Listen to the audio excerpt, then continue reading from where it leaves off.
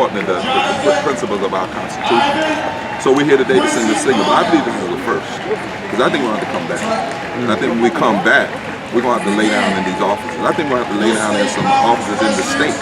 I think people are going to have to say that civil disobedience is required when people will literally take from you your right to vote. I heard a judge ask this question in one of our court cases.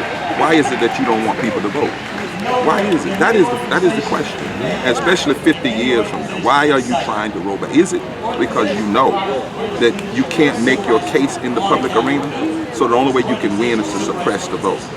You don't have to suppress it all, but if you can suppress a certain amount of it, and that's part of the struggle why we're also here, is because the Roberts Court has basically said a little discrimination is all right. Justice Roberts said things have changed. He didn't say discrimination was ended. He said things have changed.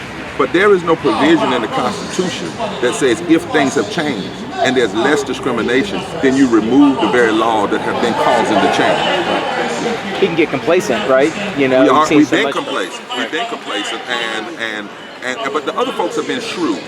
This didn't just start last year. You can go back in the book that R.A. Berman just wrote called Give Us the Ballot, and he shows how the day after the Voting Rights Act was signed in '65, people began to see how they could be constructed. In fact, the Watts riots began not long after the signing of the Voting Rights, and people used the Watts riots kind of like they're trying to use Black Lives Matter as a tool of propaganda to undo the Voting Rights Act. You can look at how Roberts was trained in the law schools. He wrote papers on dismantling civil rights legislation. Reagan put people in places. So one of the main guys who did the testimony, his name is Von Hosky, I believe is his name, who came to our state to justify voter suppression, was put into the Justice Department during the Reagan-Bush years to undermine from the inside.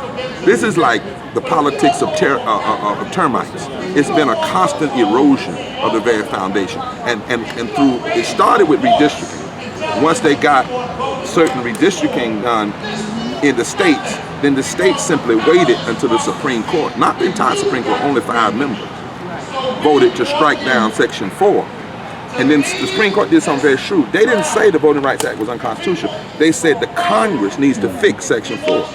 Well, by putting it in this Congress, what they've allowed is a political filibuster. And so since June 25th, 2013, we've literally seen in this country a 2-year, 2-month political filibuster. That's what's going on. Refusal to even do a hearing because they know the facts are against them. And so this is a comprehensive conspiracy to hold back the changing America, to try to stop the third Reconstruction, where black and white and gay and young and old and Asian and Latino and labor and civil rights actors all come together and push this country a little bit closer to a more perfect union.